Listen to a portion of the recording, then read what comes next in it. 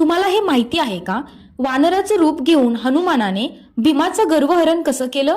पांडव जेव्हा वनवासामध्ये होते तेव्हा एके दिवशी बलशाली भीम हे एकटेच जंगलामधून चालत होते. त्यांना वाटेत एक म्हातारा वानर शेपटी पसरून बसलेला दिसला.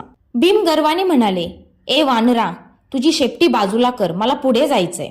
वानर भीमाला शांतपणे म्हणाला, मी म्हातारा आहे, तूच उचल ना ही शेपटी आणि बाजूला कर. माझ्याकडून नाही होणार. बलशाली भीम हसले.